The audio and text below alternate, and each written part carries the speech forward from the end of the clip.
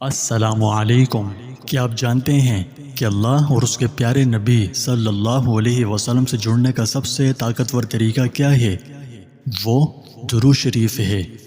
یہ وہ خاص دعا ہے جو نبی کریم صلی اللہ علیہ وسلم پر درود و سلام کا تحفہ بھیجنے کے لیے پڑھی جاتی ہے۔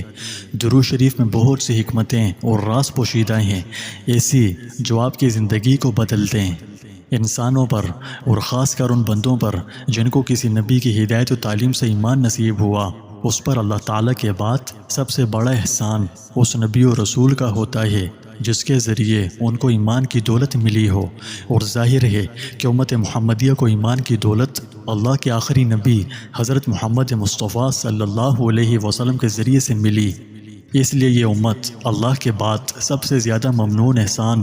حضرت صلی اللہ علیہ وسلم کی ہے۔ پھر جس طرح اللہ تعالیٰ جو خالق و مالک اور پروردگار ہے، اس کا حق یہ ہے کہ اس کی عبادت اور حمد و تسبیح کی جائے، اسی طرح اس کے پیغمبروں کا حق ہے کہ ان پر درود و سلام بھیجا جائے، یعنی اللہ تعالیٰ سے ان کے لیے مزید رحمت و رافت اور رفع درجات کی دعا کی جائے۔ تو درود و سلام کا مطلب یہی ہوتا ہے۔ یہ دراصل ان کی بارگاہ میں عقیدت و محبت کا ہدیہ، وفاداری و تابعداری کا نذرانہ اور احسان مندی و تشکر کا اظہار ہوتا ہے،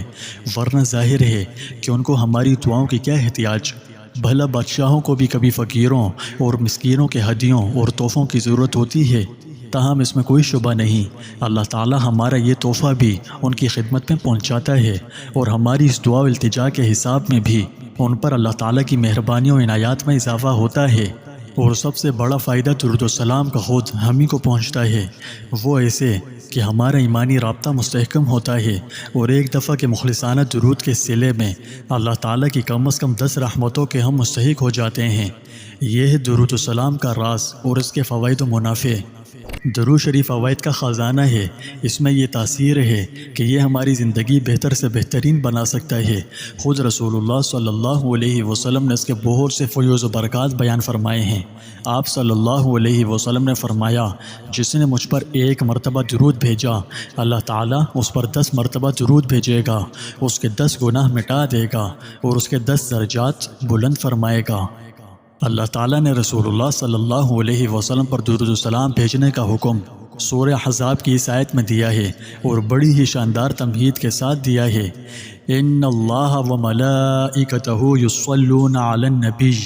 یا ایھا الذین آمنوا صلوا علیہ وسلموا تسلیما۔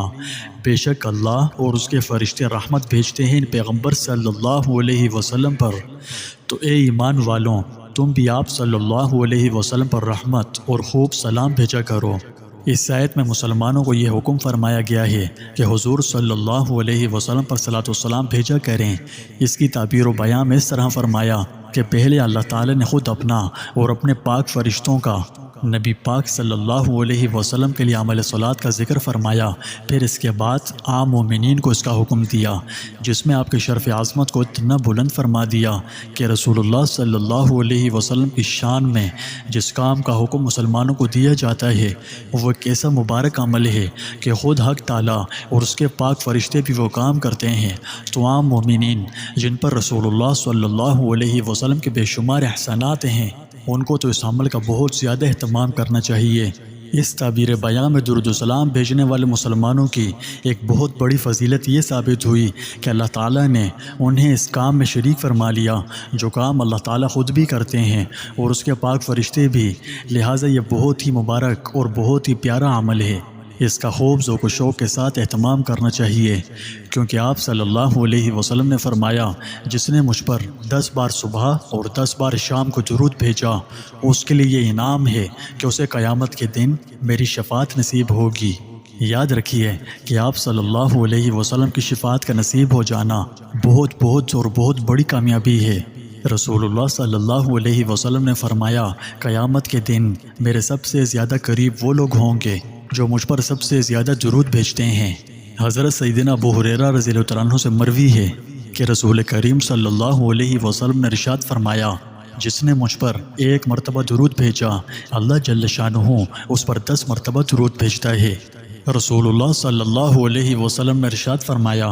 کہ جو کوئی مجھ پر 100 مرتبہ درود بھیجتا ہے اللہ تعالیٰ اس کے گناہ مٹا دیتا ہے۔ جو کوئی مجھ پر جمعے کی شب درود بھیجے اللہ کریم اس کی 100 حاجتیں پوری فرمائے گا، اس میں سے 80 آخرت کے لیے اور 20 دنیا کے لیے۔ یقیناً آپ نے اس ویڈیو کو یہاں تک دیکھتے ہوئے تفصیلاً جان لیا ہوگا کہ درود شریف کتنا مبارک عمل ہے، اس میں کیسی زبردست برکات ہیں، اور ہاں اس کے فوائد کا تعلق صرف آخرت کے ساتھ مخصوص نہیں بلکہ دنیا میں بھی اس کی بڑی حیرت انگیز برکات حاصل ہوتی ہیں۔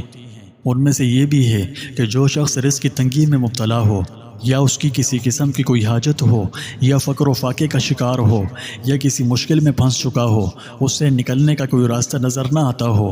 یا کسی رنج و غم کا سامنا ہو، یا سخت حالات سے عاجز آ چکا ہو، ٹینشن، ڈپریشن، پریشانی پیچھا نہ چھوڑ رہی ہوں،